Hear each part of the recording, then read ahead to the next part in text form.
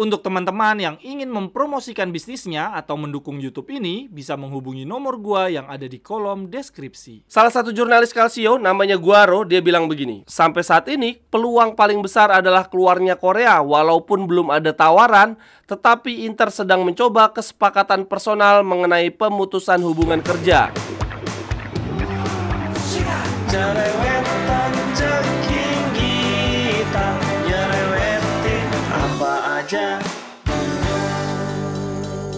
Teman-teman yang sedang kalian saksikan saat ini adalah Cerewetin Intar. Apa kabar teman-teman semua? Semoga dalam keadaan sehat.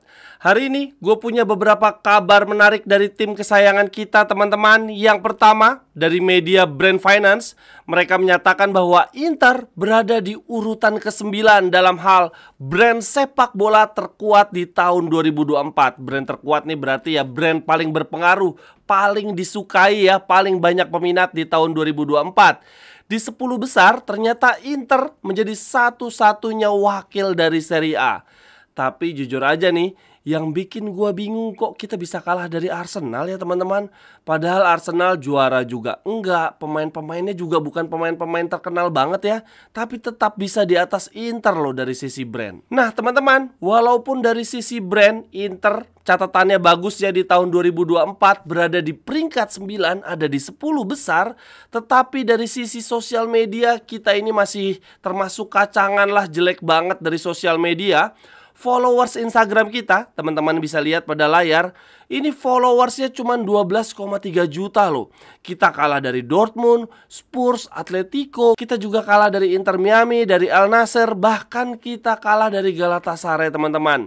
Dan tentu saja di Italia, di Serie A, kita kalah jauh dari Juventus. Menurut gua ini kinerja Antonello harus benar-benar dievaluasi ya.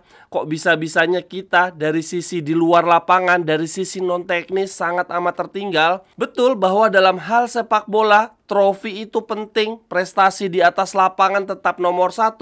Tetapi kalau Inter, tim kesayangan kita, ingin punya brand yang kuat, ingin punya kemajuan dalam level global, ya sosial media adalah hal yang sangat penting, harus banget diperhatikan. Kalau Inter ingin bersaing di level global dengan tim-tim papan atas macam Madrid, Barca, Munchen ataupun City, ya yang harus diperhatikan bukan cuma prestasi di lapangan, tetapi juga dalam hal sosial media, dalam hal marketing.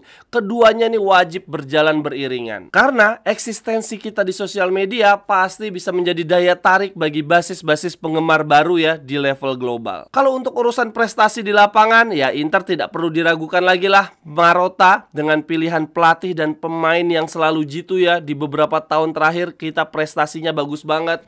Untuk urusan penonton di stadion pun Inter berada di urutan teratas ya. Selalu full house di setiap pertandingannya. Nah, yang jadi masalah ini kenapa sosial media kita followersnya kok bisa dikit banget. Oke, kemudian lanjut berita yang berikutnya lagi teman-teman. Jurnalis Sky Sport Barzaghi mengatakan bahwa ada wacana Juventus siap menawarkan Chiesa plus uang 25 juta untuk Fratesi teman-teman. Hal ini kalau menurut Sky Sport teman-teman sangat bagus untuk Juve ya, karena mereka kemungkinan besar akan ditinggal oleh Rabiot dan sampai dengan saat ini belum juga mengamankan Koopmeiners. Jadi Juve pasti butuh gelandang dan Fratesi salah satu yang diincar. Dan lagi pula ada kemungkinan besar Chiesa kalau tidak dijual juga di musim ini maka akan pergi secara gratis di musim depan. Ini berarti Juve cuma punya dua pilihan. Yang pertama adalah memperpanjang kontrak Chiesa dan yang kedua adalah menjual Chiesa sekarang juga. Sehingga saat ini tawarannya adalah 25 juta plus Chiesa untuk Fratesi. Kalau teman-teman gimana nih? Apakah akan menerima atau tidak? Wah, kalau menurut gua jangan sampailah. Masa iya kita memberikan salah satu pemain terbaik kita di musim lalu untuk rival kita yang juga sedang membenahi tim ya. Lagi bagus nih bursa transfernya. Dan lagi pula striker tipikal Chiesa menurut gua kita masih bisa cari yang lain. Sampai saat ini kita juga masih mengincar Gudmundsson. Lalu gue suka sih penyerang Atlanta asal Nigeria ya, yang juga merupakan personel band Peter Pan ya, si Lukman. Itu bagus banget sih menurut gua. Lalu kemudian lanjut berita yang berikutnya lagi teman-teman, terkait lini depan. Inter saat ini sedang mengalami masalah pelik ya. Inzaghi tetap menginginkan Inter di musim depan memiliki penyerang penggantinya Alexis Sanchez ya. Penyerang yang bisa dribble, lincah, mampu buka ruang dan juga lihai dalam memberikan assist. Sampai saat ini target utama kita adalah Gudmundsson, tetapi sayangnya ini sepertinya semakin sulit dijangkau. Semakin hari tidak ada kejelasan mengenai status hukumnya teman-teman. Dan dari sisi Inter pun sampai saat ini masih belum jelas ya. Kita masih punya kewajiban melepas dua striker kita yang tidak masuk dalam rencana Inzaghi, yaitu Korea dan Arnautovic ya. Keduanya wajib dilepas ya teman-teman, setidaknya untuk meninggalkan slot kosong di lini depan untuk Gudmundsson. Dan selain itu dengan melepas Korea serta Inzaghi, kita akan punya tambahan uang ya untuk membeli dia dari Genoa. Nah yang menjadi menarik teman-teman, sampai saat ini Inzaghi masih bersikeras ya bahwa Inter butuh punya 5 penyerang di musim ini, walaupun striker kelimanya adalah striker muda.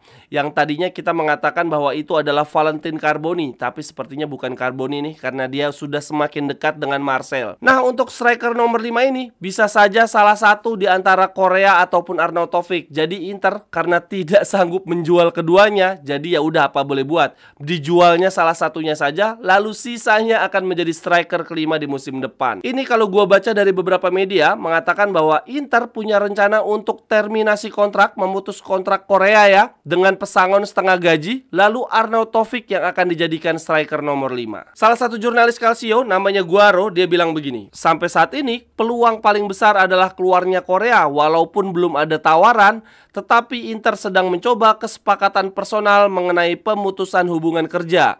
Inter menawarkan sekitar setengah dari gaji sebagai pesangon. Inilah risiko apabila klub membeli pemain dengan buruk. Maksudnya membeli dengan buruk tuh tergesa-gesa, tidak dianalisis dulu ya kemampuannya dengan baik.